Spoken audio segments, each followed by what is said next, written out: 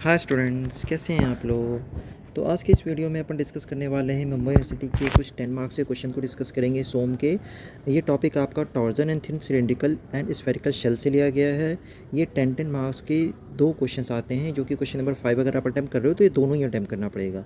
तो ये दोनों क्वेश्चन 10 मार्क्स का था, इसको आप कर लोगे तो आपके 20 मार्क्स अच्छे से प्रिपेयर हो जाएगा।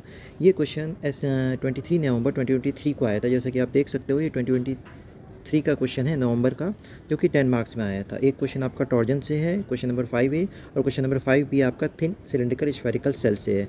तो ये क्वेश्चन इंपॉर्टेंट है और बहुत ही ईजी होता है। हर साल मतलब हर जब भी पेपर होगा सोम का, तो उसमें इससे क्वेश्चन आता ही आता है, टॉर्जन से और थिन स्फेरिकल शेल से या सिलेंड्रिकल शेल से। तो सेम पैटर्न पे आता है, कंसेप्ट भी सेम रहता है, बस वैल्यूज़ चेंज हो जाती है, वरना पूरा फॉर्मेट सेम रहता है। अगर आप ये दोनों क्वेश्चन कर लोगे तो इससे बेनिफिट ये होगा कि अगर आपको वैल्यू चेंज करके भी एग्जाम में आता है तो आपको एक स्टेप पता चल जाएगा, आपको एक पैटर्न पता चल जाएगा कि इसी पैटर्न पे मुझे क्वेश्चन को अटैम्प्ट करना है। तो चलो अपन स्टार्ट करते हैं और ये दोनों क्वेश्चन डिस्कस करते हैं। पहले क्वेश्चन आप देख सकते हो, क्वेश्चन नंबर 5A जो है वो टॉर्जन से क्वेश्चन आया, हॉलो शाफ्ट से क्वेश्चन है। तो क्वेश्चन क्या कह रहा है, hollow shaft of diameter ratio 3/8 is required to transmit 600 kilowatt at 110 RPM। यहाँ पे एक शाफ्ट की बात कर रहा है जिसका डायमीटर रेशियो दिया हुआ है 3/8, मीन्स इनर डायमीटर और आउटर डायमीटर का रेशियो दिया हुआ है 3/8।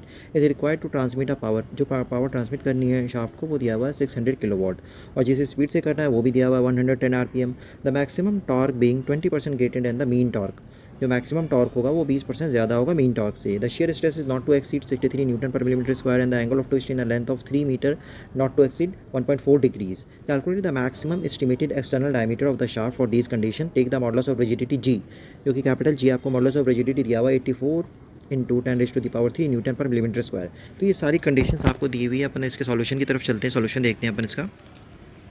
तो ये देख सकते हो यहाँ पे इसका कंप्लीट सॉल्यूशन है। इस क्वेश्चन को मैंने यहाँ पे सॉल्व करके प्रेजेंटेशन फॉर्म में प्रोवाइड किया है।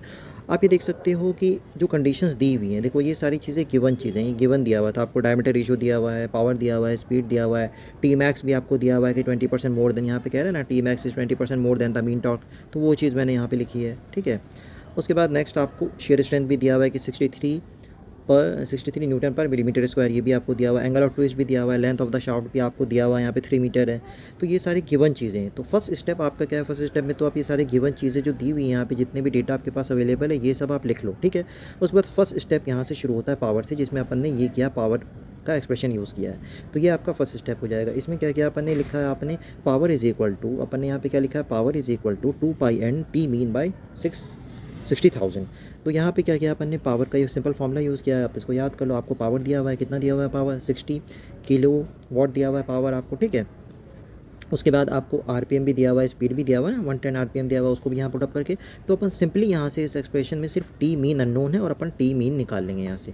तो टी मीन जब इस स्टेप में आ जाएगा, नेक्स्ट स्टेप में क्या है, अपने को मालूम है कि टी मैक्स जो है वो कितना है, 1.2 टाइम्स ऑफ टी मीन है। तो टी मैक्स अपन निकाल लेंगे यहाँ से, टी मैक्स आ जाएगा। टी मैक्स अपने को दिया हुआ है, टी मैक्स कितना दिया हुआ है, टी मैक्स दिया हुआ है अपने को ये 1.2 टाइम्स ऑफ टी मीन। तो टी मीन को अपन ने यहाँ पुट अप करके टी मैक्स निकाल लिया। तो ये अपना सेकंड स्टेप हो जाएगा, सेकंड वैल्यू आ जाएगी। उसके बाद थर्ड स्टेप में क्या करेंगे अपन, इस वाले थर्ड स्टेप में इसमें अपन ने क्या किया, पोलर मोमेंट ऑफ इनर्शिया निकाला है, जो कि शाफ्ट का क्रॉस सेक्शन होता है, उसका अपन ने पोलर मोमेंट ऑफ इनर्शिया निकाला है। इसका फॉर्मूला आप यहाँ पे देख सकते हो, JP is equal to π/32 into D outer raise to the power 4 minus D inner raise to the power 4। यहाँ पे अपन ने क्या किया है, क्योंकि अपने को रेशियो दिया हुआ था ना, DI और D0 का रेशियो दिया हुआ है, तो अपन क्या करेंगे, यहाँ DI की जगह यहाँ पे ऐसे ऐसे पुटअप कर देंगे। तो DI की जगह अपन वहाँ पे सब्स्टिट्यूट कर देंगे 0.35 D0। ये अपन ने सिंपली पुटअप कर दिया वहाँ पे, क्योंकि अपने को दोनों डायमीटर का रेशियो दिया हुआ था। तो JP जो है पोलर मोमेंट ऑफ इनर्शिया, वो आपका कुछ इस तरीके से आ जाएगा डी आउटर के फॉर्म में। ठीक है, नाउ अब नेक्स्ट जो है आपका स्टेप है वो है स्ट्रेंथ की इक्वेशन, क्योंकि अपने पास टॉर्जन की इक्वेशन है ना। टॉर्जन की इक्वेशन में क्या होता है, torque upon polar moment of inertia JP is equal to shear strength upon radius is equal to G theta upon L। तो ये एक टॉर्जन की इक्वेशन है, ये टॉर्जन की इक्वेशन है। ठीक है, तो इस टॉर्जन की इक्वेशन में पहले अपन क्या करेंगे, पहले अपन इस पार्ट को यूज़ करके डायमीटर निकालेंगे, फिर अपन ये इस वाले नेक्स्ट पार्ट को यूज़ करके इक्वेशन निकालेंगे। तो देखो आप देख रहे हो यहाँ पे, पहले इन्होंने स्ट्रेंथ को यूज़ करके निकाला है डायमीटर, फिर अपन ने इस वाले पार्ट को यूज़ किया, G थीटा बाई L के पार्ट को यूज़ करके डायमीटर निकाला है, और दोनों में से जो भी डायमीटर मोर आएगा उसको अपन ले लेंगे फॉर सेफ वैल्यू। ठीक है, तो इसको अपन देख लेते हैं। यहाँ पे सिंपली क्या किया है इन्होंने, टॉर्जन की इक्वेशन यूज़ की है, प्योर टॉर्जन की इक्वेशन अपन ने यहाँ पे यूज़ की है। ठीक है, तो पहले अपन स्ट्रेंथ वाला पार्ट करेंगे। तो for strength torque divided by J P is equal to tau upon R. अपने को टॉर्क मालूम है, मैक्सिमम टॉर्क अपन यहाँ निकाल चुके हैं, अपने को जे पी मालूम है, अपने को टाउ मालूम है, शेयर डिस्टेंस 63 है, अपने को आर मालूम है। आर यहाँ पे क्या होता है कि अपना सेंट्रल एक्सिस जो होता है न्यूट्रल एक्सिस से आउटर फाइबर की डिस्टेंस है, तो ये क्या हो जाएगा, जो मैक्सिमम डायमीटर है आउटर डायमीटर का हाफ कर दिया अपन ने यहाँ पे, आर की जगह ये हो जाएगा यहाँ पे, ठीक है। तो जब इसको अपन सॉल्व करेंगे तो अपने पास डी नॉट आ जाएगा इस कंडीशन में 172.8 mm। उसके बाद नेक्स्ट जो है अपन को, मैंने आपको बताया था कि जो टॉर्क की इक्वेशन होती है, टॉर्जन की इक्वेशन होती है, उसमें एक पार्ट ये भी होता है जी थीटा अपॉन एल। तो अपन क्या करेंगे फिर, इसका ये कंडीशन भी अप्लाई करेंगे। यहाँ पे अपने को फिर से वही करेंगे, टॉर्क भी मालूम है, जेपी भी अपने को मालूम है, अपने को जी भी क्वेश्चन में दिया हुआ है, अपने को थीटा भी दिया हुआ है, एंगल ऑफ ट्विस्ट को डिग्री में दिया हुआ था। तो अपन ने यहाँ पे क्या किया, एक चीज़ को ये ध्यान रखो, यहाँ पे अपन ने इसको रेडियन में कन्वर्ट करके पुटअप किया है। तो डिग्री में जो एंगल दिया था उसको अपन यहाँ रेडियन में करके रखेंगे, डायरेक्टली डिग्री में नहीं रखेंगे, ठीक है। तो रेडियन में अपन ने कन्वर्ट करने के लिए जो 1.4 डिग्री दिया हुआ था उसको पाई बाई 180 से मल्टीप्लाई करके अपन ने रेडियन में यहाँ पे पुटअप किया है। लेंथ अपने को मालूम था 3 मीटर दिया हुआ था, तो उसको अपन ने 3000 कर दिया, जो कि एमएम में कन्वर्ट कर दिया। तो सारी वैल्यूज़ अपने को पता थी यहाँ पे। और उसके बाद जब अपन इसको सिंप्लीफाई करेंगे तो अपना डी नॉट आ जाएगा, जो कि आउटर डायमीटर है। तो ये आ गया, मैक्सिमम आ गया 175.6 mm आ गया। तो जो दोनों में से जो मैक्सिमम आएगा आउटर डायमीटर उसको अपन ले लेंगे। तो फॉर सेफ वैल्यू इसका जो डी नॉट आएगा वो 175.6 mm आ जाएगा, जो कि दोनों में मैक्सिमम होगा। यहाँ तक आप कर दोगे तो ये फुल स्टेप हो जाएगा, आपको फुल मार्क्स मिल जाएंगे, 10 मार्क्स का क्वेश्चन आपका सॉल्व हो जाएगा। तो इसमें कुछ नहीं करना था, सिंपली आपको पहले पावर की इक्वेशन यूज़ करके टी मीन निकालना है। उसके बाद टी मैक्स और टी मीन में रिलेशन दिया हुआ था, अपन उससे ये निकाल लेंगे। फिर अपन पोलर मोमेंट ऑफ इनर्शिया निकाल लेंगे। फिर अपन टॉर्क की इक्वेशन यूज़ करेंगे दोनों ही कंडीशंस के लिए, फॉर स्ट्रेंथ के लिए भी और फॉर एंगल ऑफ ट्विस्ट के लिए भी। इससे निकालेंगे तो डी नॉट आ जाएगा, फिर इससे निकालेंगे डी नॉट आ जाएगा। जो भी मैक्सिमम होगा दोनों में से उसको अपन फाइनल आंसर कह देंगे। तो आई होप ये सोल्यूशन आपको क्लियर हो गया होगा। अपन नेक्स्ट क्वेश्चन की तरफ चलते हैं।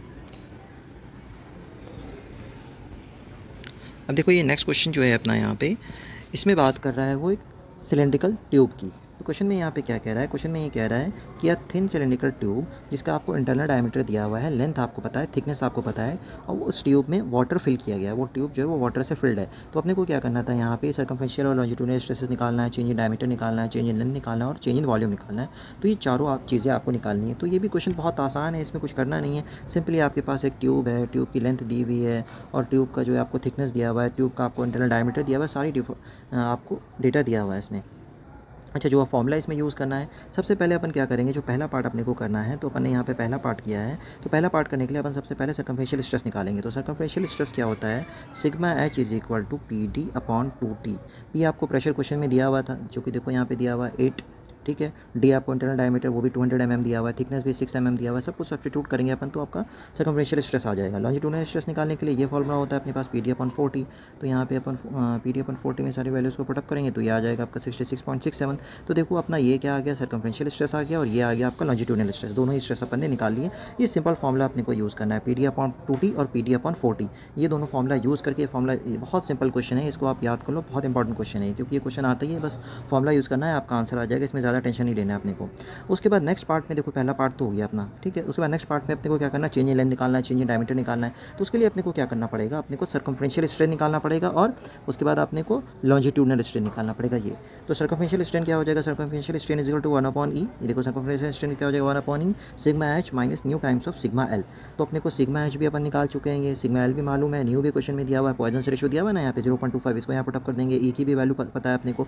तो ये फॉर्मूला अपने को बस याद रखना है। इस फॉर्मूले में जब आप रखोगे तो आपका सर्कमफेरेंशियल स्ट्रेन आ जाएगा 0. ये देखो यहाँ पे आ गया ना 0.000555, ये कुछ अप्रॉक्सीमेटली इतना आ जाएगा। और अपने को मालूम है सर्कमफेरेंशियल स्ट्रेन क्या होता है, it is the ratio of delta D upon D, change in diameter upon initial diameter. और इनिशियल डायमीटर आपको मालूम है, इनिशियल डायमीटर 200 दिया हुआ है। तो इस वैल्यू को जब आप 200 से मल्टीप्लाई करोगे तो अपना चेंज इन डायमीटर आ जाएगा 0.111 mm। तो अपना पार्ट ये हो गया, थर्ड वाला पार्ट चेंज इन डायमीटर आ गया। ये अपन ने कैसे कैलकुलेट किया, ये अपन ने कैलकुलेट किया सर्कमफेरेंशियल स्ट्रेन का ये वाला फॉर्मूला यूज़ करके अपन ने चेंज इन डायमीटर निकाल दिया। अब अपने को क्या करना है, चेंज इन लेंथ निकालना है। तो चेंज इन लेंथ निकालने के लिए अपन लॉन्जिट्यूडिनल स्ट्रेन का फॉर्मूला यूज़ करेंगे। देखो ये दोनों फॉर्मूला बिल्कुल एक दूसरे के सिमिलर है, बस ऑपोजिट है, रिवर्स है, ठीक है। तो यहाँ पे लॉन्जिट्यूडिनल स्ट्रेन निकालने के लिए अपन क्या करेंगे, 1/E bracket open sigma L minus nu times of sigma H. यहाँ पे अपन ने क्या किया है, अपन लॉन्जिट्यूडिनल स्ट्रेन निकालने के लिए 1/E bracket open sigma L minus nu times of sigma H, ये हो जाएगा आपका लॉन्जिट्यूडिनल स्ट्रेन। यहाँ पे सारी वैल्यूज़ अपने को पता है, अपने को E मालूम है, अपने को सिग्मा एल मालूम है, न्यू मालूम है, सिग्मा एच मालूम है। इन सबको यहाँ सब्स्टिट्यूट करोगे तो आपका लॉन्जिट्यूडिनल स्ट्रेन कुछ इतना आ जाएगा 0.0000158, ये आपका लॉन्जिट्यूडिनल स्ट्रेन आ जाएगा, ठीक है।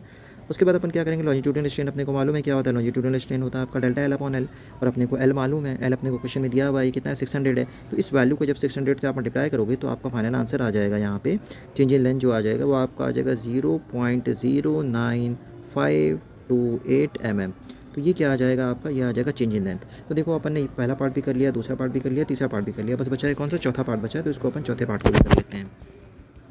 तो इसमें कुछ नहीं करना था आपको, बस इसमें अभी इस स्लाइड में आपको 4 फॉर्मूला याद रखना है, सर्कमफ्रेंशियल स्ट्रेस का, लॉन्जिट्यूडनल स्ट्रेस का, सर्कमफ्रेंशियल स्ट्रेन का और लॉन्जिट्यूडनल स्ट्रेन का। ये 4 फॉर्मूला आपको याद रखना है। आपका 75% क्वेश्चन इसी से हो जाएगा और आपको मोर देन 75% मार्क्स भी मिल जाएंगे इसी 4 फॉर्मूले से। तो ये 4 फॉर्मूला आपको याद रखना है, ये चारों इंपॉर्टेंट है, ठीक है। कोई भी ट्यूब और शेल से प्रॉब्लम आती है आपको, सिलिंड्रिकल शेल से, तो ये चारों फॉर्मूला आपको यूज़ करना ही पड़ेगा। चलो अपन चलते हैं और अपना लास्ट पार्ट जो इसका बचा है, चेंज इन वॉल्यूम, इसको कर लेते हैं अपन। तो देखो सेम प्रॉब्लम थी और अपने को लास्ट पार्ट करना है। तो इसमें अपन को क्या करना है, चेंज इन वॉल्यूम निकालना है, जो कि आपका लास्ट पार्ट है। तो चेंज इन वॉल्यूम क्या होता है, चेंज इन वॉल्यूम निकालने के लिए अपन क्या करेंगे, पहले वॉल्यूमेट्रिक स्ट्रेन निकालेंगे। और अपने को मालूम है volumetric strain is equal to क्या होता है, 2 times of circumferential strain plus longitudinal strain, जो कि इससे पहले वाली स्लाइड्स में अपन निकाल चुके हैं, ठीक है। दोनों ही वैल्यूज़ अपन निकाल चुके हैं, ई एच की और ई एल की, दोनों को यहाँ पुटअप कर देंगे तो अपना वॉल्यूमेट्रिक स्ट्रेन आ जाएगा, जो कि आ जाएगा 0.0126 आ जाएगा आपका वॉल्यूमेट्रिक स्ट्रेन, ठीक है। अब अपने को मालूम है वॉल्यूमेट्रिक स्ट्रेन क्या होता है, वॉल्यूमेट्रिक स्ट्रेन को अपन यहाँ लिख सकते हैं change in volume upon initial volume. तो ये हो जाएगा आपका इनिशियल वॉल्यूम, जो कि दिया हुआ 200 डायमीटर दिया हुआ और 600 उसकी लेंथ दी हुई है। तो ये क्या हो जाएगा, एक सिलेंडर का वॉल्यूम हो जाएगा। बेसिकली ये जो नीचे वाला पार्ट है ये क्या है, एक सिलेंडर का वॉल्यूम है, ठीक है। तो इस सिलेंडर के वॉल्यूम में ये सारी चीज़ें आपको मालूम है, इसको यहाँ मल्टीप्लाई कर दो इससे ले जाके, तो चेंज इन वॉल्यूम आ जाएगा आपका फाइनली। ये सिंपल कैलकुलेशन है यहाँ पे। तो फाइनली जो आपका आंसर आ जाएगा यहाँ पे आ जाएगा वो 23,23715.8 मिलीमीटर क्यूब, क्योंकि चेंज इन वॉल्यूम है, वॉल्यूम की बात हो रही है, तो मिलीमीटर क्यूब में आपका फाइनल आंसर आ जाएगा। तो इसमें जो फिफ्थ आपको फॉर्मूला याद रखना है, वो याद रखना है कि वॉल्यूमेट्रिक स्ट्रेन होता है आपका, volumetric strain is equal to 2 times of circumferential strain plus longitudinal strain. तो यहाँ से अपन चेंज इन वॉल्यूम निकाल लेंगे, तो ये हो जाएगा आपका आंसर। तो इसमें आपको ये 5 फॉर्मूला याद रखना है, तो इससे आपका ये क्वेश्चन सॉल्व हो जाएगा, 10 मार्क्स इसलिए आप स्कोर कर लोगे। चलो इसके बाद नेक्स्ट चलते हैं अपन, नेक्स्ट क्वेश्चन की तरफ चलते हैं। अब देखो ये जो क्वेश्चन है आपका, जो क्वेश्चन नंबर 6A और B है, ये डीएससी डायरेक्ट सेकंड ईयर के एग्जामिनेशन में आया था 26 मई 2023 को। तो ये जो क्वेश्चन है आपका, ये क्वेश्चन एक है थिन सिलेंड्रिकल स्फेरिकल शेल से क्वेश्चन है और दूसरा कॉलम से क्वेश्चन है। तो अभी तक क्योंकि सेल का तो क्वेश्चन अपन कर चुके हैं, अभी अपन इसमें अब ये कॉलम वाला क्वेश्चन कर लेते हैं, क्योंकि कॉलम का क्वेश्चन अभी तक अपन ने नहीं किया है। तो ये कॉलम वाला क्वेश्चन कर लेते हैं। इससे भी हर साल एक क्वेश्चन आता है और बहुत इंपॉर्टेंट है, सिंपल एक फॉर्मूला है, उसमें कैलकुलेशन थोड़ा सा लेंथी है, बट फॉर्मूला इसमें एक ही यूज़ होगा। तो अपन सिर्फ एक फॉर्मूले से ये वाली प्रॉब्लम को अपन सॉल्व कर सकते हैं कॉलम की। तो कॉलम के लिए आप ये वाला फॉर्मूला याद करके जाओ और इजीली आप आउट ऑफ 10 7-8 स्कोर कर सकते हो, ठीक है। तो अपन इसको देखते हैं, इसकी कैलकुलेशन करते हैं अपन। तो यहाँ पे देखो इस स्लाइड में मैंने इसका पूरा कैलकुलेशन किया है कॉलम वाली क्वेश्चन को। तो इस क्वेश्चन में क्या कह रहा है, क्वेश्चन में कह रहा है a 4 metre long fixed end hollow cast iron column. मान लो एक हॉलो कास्ट आयरन कॉलम है, एक लेंथ कॉलम की है जो कि हॉलो है, अंदर से वो खोखला है, ठीक है, जिसकी लेंथ आपको दिया हुआ और दोनों तरफ से वो फिक्स्ड है। फिक्स्ड एंड बोल रहा है ना, वो फिक्स्ड एंड बोल रहा है, ये बहुत इंपॉर्टेंट टर्म है, फिक्स्ड एंड कह रहा है, क्योंकि कॉलम के एंड्स में अलग अलग तरह की कंडीशंस होती है। फिक्स्ड एंड हो सकता है, हिंज हो सकता है, पिन हो सकता है। हिंज पिन तो हर सेम चीज़ हो गई, फिक्स्ड हो गया, फ्री हो गया। तो ये जो एंड्स होते हैं कॉलम के, ये चाहे तो फिक्स्ड हो सकते हैं, हिंज हो सकते हैं, फ्री हो सकते हैं। तो इसके लिए अपन ने इसका एक थ्योरेटिकल क्वेश्चन भी अपन ने डिस्कस किया था, उसमें अपन ने डिस्कस किया था कि कॉलम की जो एंड कंडीशंस हो सकती है वो कौन कौन सी हो सकती है। तो यहाँ पे जो कॉलम की एंड कंडीशन दी हुई है वो दोनों ही एंड फिक्स्ड है और वो लोड कितना सपोर्ट कर रहा है, ये जो तुम्हारा हॉलो ट्यूब है जो कि दोनों तरफ से फिक्स्ड है, वो एक्सियल लोड सपोर्ट कर रहा है कितना, 1 मेगा न्यूटन का एक्सियल लोड सपोर्ट कर रहा है। The external diameter of the column is 200 millimetre. External diameter आपको दिया हुआ है। डिटरमाइन द थिकनेस, तो आपको ये वाली थिकनेस निकालनी है कि कॉलम कितना थिक होगा। और इसमें यूज़ क्या करना है, अपने को यूज़ करना है रेनकाइन फार्मूला, जिसमें कांस्टेंट अल्फ़ा दिया हुआ है। रेनकाइन अल्फ़ा जो ए होता है, रेनकाइन कांस्टेंट आपको दिया हुआ है। वर्किंग स्ट्रेस भी दिया हुआ है 78 मेगापास्कल। तो ये सारी कंडीशंस आपको दी हुई है। इसमें अपने को जो यूज़ करना है इसमें बेसिकली, वो इसमें ये वाला फार्मूला यूज़ होगा, जो कि रेनकाइन फार्मूला है। इस फार्मूले को आप याद करिए, ठीक है। तो देखो जो कंडीशंस दी हुई थी उसको अपन कर लेते हैं। देखो सबसे पहला कह रहा है कि L E is equal to, यहाँ पे अपन ने किया L E is equal to L/2 कर दिया। जो ओरिजिनल लेंथ है उसका अपन ने हाफ कर दिया है। क्यों, जैसे ओरिजिनल लेंथ यहाँ पे 4 दिया हुआ था, तो उसको अपन ने क्या किया, 4/2 कर दिया। क्यों, क्योंकि बोथ एंड फिक्स। तो अपने को ये याद रखना है, जो इफेक्टिव लेंथ होती है एल ई, वो L/2 हो जाएगी जब एंड्स फिक्स्ड होंगे, जब दोनों ही एंड जो हैं वो फिक्स्ड होंगे कॉलम के। तो उस केस में क्या होगा, ये L/2 हो जाएगा डायरेक्टली। तो ये याद रखो, जब कॉलम के दोनों ही लेंथ फिक्स्ड हो तो उस केस में अपन क्या करेंगे, L/2 कर देंगे, ठीक है। तो ये चीज़ याद रखना है, फिक्स्ड कंडीशन के लिए है ये, जब दोनों ही एंड कंडीशन उसकी फिक्स्ड हैं। उसके बाद अपने को सेफ लोड दिया हुआ है, यहाँ पे देखो सेफ एक्सियल लोड दिया हुआ है 1000 किलो न्यूटन, क्योंकि मेगा न्यूटन में दिया हुआ था तो अपन ने उसको किलो में कर लिया।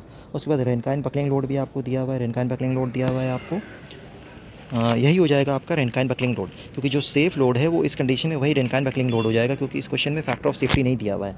अगर फैक्टर ऑफ सेफ्टी दिया रहता तो फैक्टर ऑफ सेफ्टी से अपन मल्टीप्लाई कर देते, जो एक्सियल लोड लग रहा है उसको फैक्टर ऑफ सेफ्टी से मल्टीप्लाई करके अपन रेनकाइन बकलिंग लोड लिखते हैं यहाँ पे। लेकिन क्योंकि फैक्टर ऑफ सेफ्टी यहाँ पे कुछ भी नहीं दिया हुआ है तो अपन उसको 1 मान के सेम वैल्यू ले लेंगे, ठीक है। नेक्स्ट पार्ट में क्या करेंगे, यहाँ पे आपको उसका कंप्रेसिव स्ट्रेंथ दिया हुआ है कि वर्किंग स्ट्रेस जो है वो 78 न्यूटन पर मिलीमीटर स्क्वायर, ये क्वेश्चन में आपको दिया हुआ है। और ए की वैल्यू भी आपको दिया हुआ है, क्वेश्चन में गिवन है। आउटर डायमीटर भी आपको क्वेश्चन में गिवन है। तो अपन अब क्या करेंगे, एरिया निकाल लेंगे। तो जो जैसे कि देखो ये हॉलो था ना, ये हॉलो ट्यूब था, इस तरीके से ये हॉलो था। तो अब इस हॉलो ट्यूब का ये वाला एरिया निकालेंगे, ये वाला शेडेड रीजन वाला एरिया निकालेंगे, हॉलो पार्ट का नहीं निकालेंगे। तो उसके लिए अपन ऐसे ही तो करेंगे, एरिया निकालने के लिए अपन क्या करेंगे, π/4 डी आउटर का square minus D internal diameter का स्क्वायर, ठीक है। क्योंकि वो हॉलो है ना, अंदर से हॉलो है, खोखला है, वो पूरा मटेरियल तो है नहीं, तो पूरा टोटल एरिया तो लेंगे नहीं अपन, ठीक है। उसके बाद नेक्स्ट अपन चलते हैं, ये एरिया निकालने के बाद नेक्स्ट स्टेप में अपन क्या करेंगे, मोमेंट ऑफ इनर्शिया निकालेंगे। तो इस पार्ट में आप देख सकते हो यहाँ पे अपन ने क्या किया, मोमेंट ऑफ इनर्शिया निकाला है। यहाँ पे क्या किया अपन ने, मोमेंट ऑफ इनर्शिया निकाला है। तो मोमेंट ऑफ इनर्शिया क्या हो जाएगा, उस क्रॉस सेक्शन का, हॉलो क्रॉस सेक्शन का π/164 D outer raise to the power 4 minus D internal diameter की रेज टू द पावर 4। और आउटर डायमीटर तो आपको 200 दिया हुआ था, तो उसके लिए अपन ने एरिया में भी 200 यहाँ पुटअप कर दिया और मोमेंट ऑफ इनर्शिया निकालने के लिए भी यहाँ पे 200 पुटअप कर दिया। लेकिन इंटरनल डायमीटर तो आपको दिया हुआ नहीं था, तो इसको अपन एज इट इज छोड़ देंगे। नेक्स्ट स्टेप में उसके बाद क्या करेंगे अपन, के मिनिमम निकालेंगे, जिसको बोलते हैं अपन रेडियस ऑफ जायरेशन। ये के मिनिमम निकालेंगे अपन। तो के मिनिमम क्या हो जाता है, under root of I minimum upon area. तो इससे पहले वाले दोनों स्टेप में जो अपन ने एरिया मोमेंट ऑफ इनर्शिया निकाला है उसको यहाँ अपन पुटअप कर देंगे। ये फॉर्मूला होता है के मिनिमम का, तो इस फॉर्मूले को आप याद कर लो, ठीक है। तो जब इस वैल्यू को अपन यहाँ सब्स्टिट्यूट कर देंगे तो ये के मिनिमम हो जाएगा अपना, जिसको बोलते हैं अपन रेडियस ऑफ जायरेशन, भी इसको अपन यहाँ पे एज इट इज रख देंगे। नेक्स्ट स्टेप में अपन क्या करेंगे, अब ये फॉर्मूला इसमें यूज़ होगा। तो इसमें अपन ने कौन कौन सा फॉर्मूला यूज़ किया, एक तो ये आपको मोमेंट ऑफ इनर्शिया पता ही होना चाहिए, एक मोमेंट ऑफ इनर्शिया ये वाला ये यूज़ किया अपन ने, ठीक है। प्लस अपन ने क्या किया यहाँ पे, ये यूज़ किया अपन ने, ठीक है, के मिनिमम, ठीक है। इसको अपन बोलते हैं, क्या बोलते हैं इसको, के मिनिमम मतलब हो गया आपका रेडियस ऑफ जायरेशन। तो ये यहाँ पे अपन ने क्या किया, पहले एरिया निकाला, ये देखो पहले एरिया निकाला, फिर मोमेंट ऑफ इनर्शिया निकाला, उसके बाद अपन ने के मिनिमम निकाला, रेडियस ऑफ जायरेशन। उसके बाद अपन अब ये वाला फॉर्मूला यूज़ कर रहे हैं, जिसको अपन बोलते हैं रेनकाइंस लोड कैरिंग कैपेसिटी वाला फॉर्मूला अपन अब यहाँ पे यूज़ कर रहे हैं। तो इस फॉर्मूले में देखो यहाँ पे PR दिया हुआ है, जो कि रेनकाइन लोड है, ये अपने को मालूम है। ये देखो यहाँ पे 1000 किलो न्यूटन है। उसके बाद सिग्मा सी ये आपको दिया हुआ है क्वेश्चन में 78 है। ए यहाँ पे एरिया हो जाएगा, ए यहाँ पे कांस्टेंट है जो कि 1/64 दिया हुआ है। एल ये आपको इफेक्टिव लेंथ अपने को मालूम है जो कि 2 मीटर है, तो 2 मीटर की जगह यहाँ पे अपन मिलीमीटर में कन्वर्ट करके 2000 में पुटअप करेंगे। के मिनिमम अपन यहाँ पे निकाल चुके हैं, तो ये के मिनिमम हो जाएगा आपका। तो ये सारी वैल्यूज़ अपन यहाँ सब्स्टिट्यूट करेंगे, ठीक है। देखो मैंने यहाँ पे क्या किया, सिंपल ये फॉर्मूले में इससे पहले जो भी वैल्यू निकाली थी उन सबको यहाँ सब्स्टिट्यूट कर दिया है, ठीक है। चलो अब यहाँ पे उसके बाद एक चीज़ ये देखो अपन, ये जो यहाँ पे अपन ने कैलकुलेशन किया है, ये वाला जो पार्ट है, एक यहाँ पे कन्फ्यूजन हो सकता है आपको। देखो जो ये वाला पार्ट है 2000 डिवाइडेड बाय के मिनिमम का स्क्वायर, क्योंकि यहाँ पे एल ई अपॉन के मिनिमम का स्क्वायर था ना, तो एल ई की जगह 2000 रख दिया और के मिनिमम की जगह अपन निकाल चुके हैं। तो यहाँ पे मैंने क्या किया, 2000 का तो स्क्वायर कर दिया। जब 2000 का स्क्वायर करेंगे तो 4 × 10⁻⁶ हो जाएगा, और के मिनिमम का स्क्वायर अपन ये रख देंगे यहाँ पे। तो के मिनिमम की जगह यहाँ पे ये आ गया, ठीक है। तो अब उसके बाद अपन नेक्स्ट स्टेप में चलते हैं। अब देखो यहाँ पे अपन ने क्या किया, पूरा कैलकुलेशन किया। यहाँ पे कैलकुलेशन में क्या किया, वो जो ऊपर अपनी इक्वेशन आई है उसको आप सिंप्लीफाई करना। यहाँ पे आपकी मैथमेटिक्स है, तो यहाँ पे पूरा आप जब मैथमेटिक्स अप्लाई करोगे और जब कैलकुलेट करोगे तो ये एक इस तरीके की एक इक्वेशन बनेगी, ये वाली, ये एक इक्वेशन बनेगी। ये इस इक्वेशन को आप कैलकुलेटर के थ्रू जब सॉल्व करोगे तो आपका ये आ जाएगा, यहाँ पे कुछ डायमीटर आ जाएगा। यहाँ पे आपको कैलकुलेटर यूज़ करना पड़ेगा, क्योंकि ये जो पूरा कैलकुलेशन है बिना कैलकुलेटर के हो नहीं पाएगा ये, ठीक है। तो यहाँ पे आप देख सकते हो, यहाँ पे हमारे पास एक इक्वेशन बन जाएगी, ठीक है। इस इक्वेशन को जब अपन सॉल्व करेंगे बाय यूजिंग कैलकुलेटर तो अपने पास क्या आ जाएगा, अपने पास डी इंटरनल आ जाएगा 178 mm। ये कहाँ से आया अपने पास, जब अपन ने कैलकुलेटर को यूज़ किया, ठीक है। तो अपने को अब थिकनेस निकालना था। थिकनेस निकालने के लिए अब अपन क्या करेंगे, थिकनेस इज इक्वल टू हो जाएगा, थिकनेस इज इक्वल टू हो जाएगा D0 माइनस DI/2। तो D0 अपने को मालूम है 200 है, और डी इंटरनल आपका 178 आ चुका है। 2 से उसको डिवाइड करेंगे तो 11 mm की थिकनेस आ जाएगी, जो क्वेश्चन में अपने को निकालना था। तो फाइनल आंसर यहाँ तक आ जाएगा 11 mm का थिकनेस, ये आपका फाइनल आंसर है। देखो ये क्वेश्चन बहुत ईजी है, बहुत सिंपल क्वेश्चन है, बट इसमें कैलकुलेशन थोड़ा सा लेंदी है, क्योंकि इसमें जो इक्वेशन, ये जो आप पीछे वाली जो इक्वेशन है, पीछे वाली स्लाइड में जो मैंने ये इक्वेशन जो आपको बना के दी है, ये वाली इक्वेशन, इस इक्वेशन को ही आपको सिंप्लीफाई करना है, इस इक्वेशन को ही सिंप्लीफाई करना है आपको। तो जब इस इक्वेशन को आप सिंप्लीफाई करने जाओगे तो देखोगे कुछ ऐसे ऐसे धीरे धीरे एक स्टेप करके, ये स्टेप, ये स्टेप, ये स्टेप, ये स्टेप, ये स्टेप, और फिर ये वाले स्टेप में जाके फिर ये फाइनली आपके पास एक क्वाड्रेटिक इक्वेशन बनेगी, ये वाली, ये फाइनल क्वाड्रेटिक इक्वेशन बनेगी। और जब इसको आप सॉल्व कर लोगे तो डी इंटरनल आ जाएगा, ठीक है। तो इस क्वेश्चन में कुछ नहीं करना था, बस एक रेनकाइन फॉर्मूला यूज़ करना था, लेकिन उसको सिंप्लीफाई करना थोड़ा सा टाइम टेकिंग और कैलकुलेशन चाहिए, उसमें आपको प्रैक्टिस चाहिए। तो उसको जब आप सॉल्व कर लोगे कैलकुलेटर से तो आपका डी इंटरनल आ जाएगा। तो ये क्वेश्चन है बहुत सिंपल, क्वेश्चन ये बहुत सिंपल है, लेकिन बस इसमें थोड़ा सा कैलकुलेशन है, क्योंकि इसमें फार्मूला बस 2 ही फार्मूला यूज़ करना है अपने को। कौन सा फार्मूला यूज़ करना है इसमें अपने को फार्मूला एक तो यूज़ करना है ये रैनकाइन वाला, ये रैनकाइन वाला फार्मूला यूज़ करना है, और दूसरा अपने को ये रेडियस ऑफ जायरेशन वाला यूज़ करना है, और ये मोमेंट ऑफ इनर्शिया वाला यूज़ करना है ये। तो ये 3 फार्मूला अपने को याद रखना है और क्वेश्चन आपका हो जाएगा। तो इस क्वेश्चन की आप प्रैक्टिस करके जाओ, ये बहुत ईजी क्वेश्चन है, इसमें ज़्यादा टेंशन नहीं लेना है अपने को। 3 फार्मूला यूज़ करना है अपने को, इन 3 फार्मूले में आपको सारी वैल्यूज़ को सब्स्टिट्यूट करना है और कोशिश करो कि उसको आप एंड तक सॉल्व करो और थिकनेस फाइंड आउट करो।